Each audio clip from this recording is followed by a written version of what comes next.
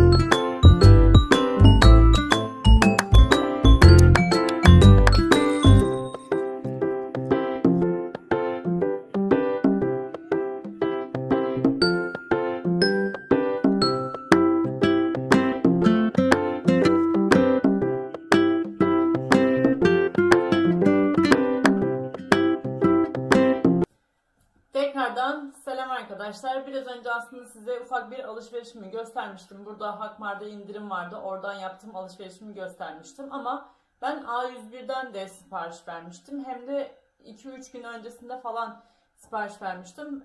Ayın 3'ünde vermiştim. Bugün 6'sı bugün elime ulaştı. Biraz önce. Hatta şöyle kocaman bir kutu kaldırması çok zor. Şöyle. Şimdi diyorum ki birkaç kişiden ben duymuştum. A101 işte 15 günde falan getirdi. Online'dan verdiğim sipariş falan filan diye. Ama benim sadece 3 günde elime ulaştı ki bu 3 günün içerisinde hafta sonu da var. Aslında iyi bir zamanda elime ulaştı diye düşünüyorum. Çünkü gerçekten okuduğum yorumlarda falan filan hep kötü yorumlar vardı. O birazcık beni mutsuz etmişti. Keşke vermeseymişim diye düşünmüştüm hatta. Ama sipariş 3 günde 4 günde gelince hafta sonu içerisinden çıkarırsak hatta 1-2 günde yola çıkmış oldu aslında. Ben de şöyle yaptım. A101'den almam gereken şeyler vardı. Bari dedim ki her şeyimi oradan alayım. Yani şöyle ki lazım olan her şeyimi alayım. Bitmiş olan her şeyimi ki en azından taşımış olmayayım. Kargo ile gelecek çünkü. Aldıklarımı hem dedim ki sizlerle birlikte sizlere de göstermiş olayım. Bu arada A101'deki fiyatlarla aynı fiyat. Hem de kontrol etmiş olurum ben de doğru mu gelmiş diye. Şimdi hemen başlıyorum. Paketimi açtım. İçerisinden aldığım şeyleri size hemen gösteriyorum. Mantı aldım şöyle. Hakan ara ara yemek yapmadığım zamanlarda mantı hızlı oluyor. O yüzden.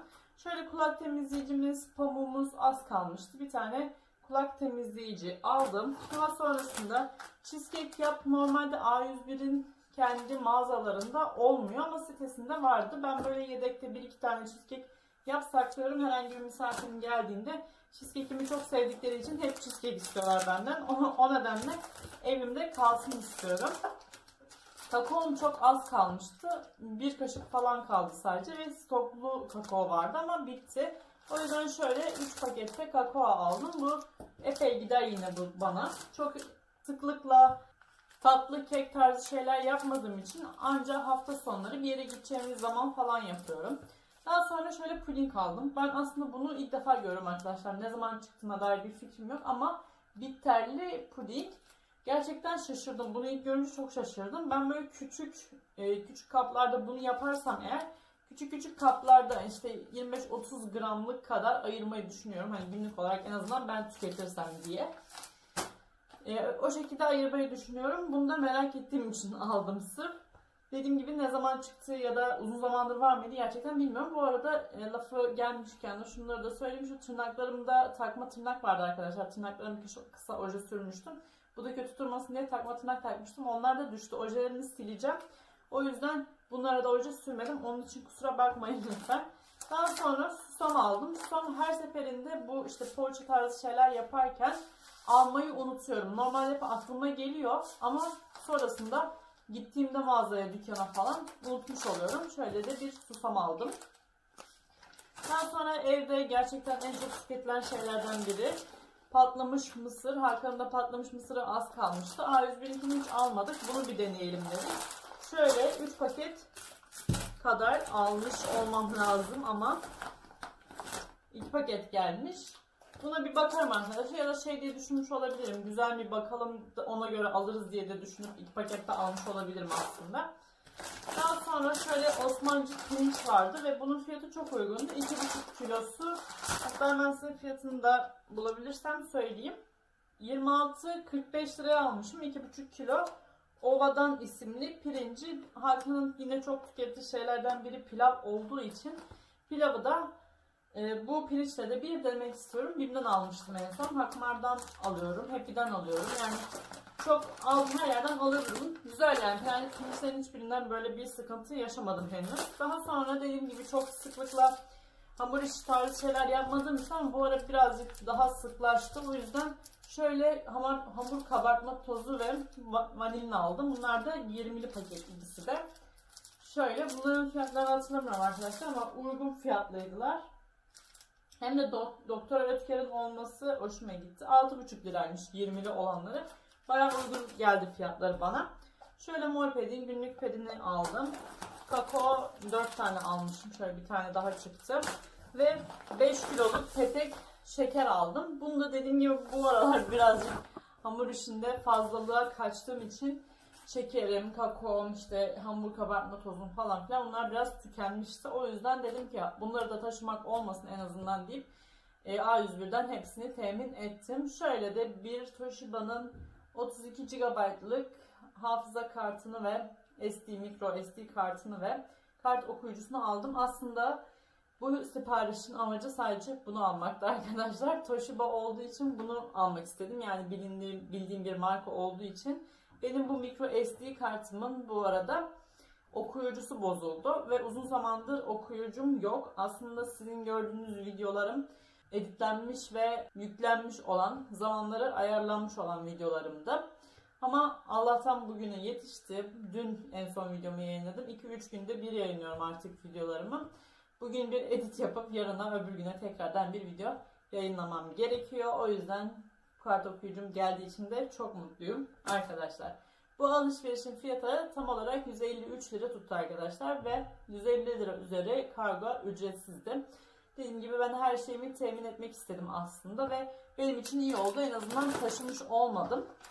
Her şeyi bu kutunun içinde yine bırakacağım. Burada muhafaza edeceğim. Lazım olan şeyleri tabii ki de alıp dolaba koyulması gerekenleri ya da başka şeyleri, eksik olanları yerlerine yerleştireceğim. Onun dışında şekerimi de şeker kutuma falan koyacağım. Fazla olanlar yine bu kutunun içerisinde kalır.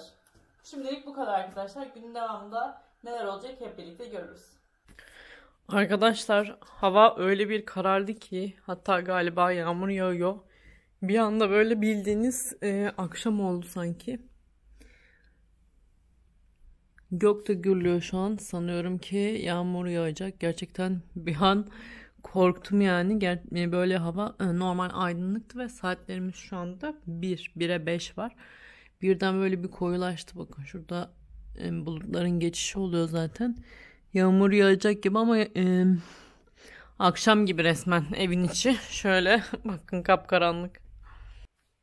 Bugünkü videomuzda bu kadar olsun. Beni buraya kadar izlediyseniz ve videomu beğendiyseniz beğenmeyi, kanalıma hala abone değilseniz abone olmayı ve beni Instagram'dan takip etmeyi lütfen unutmayın.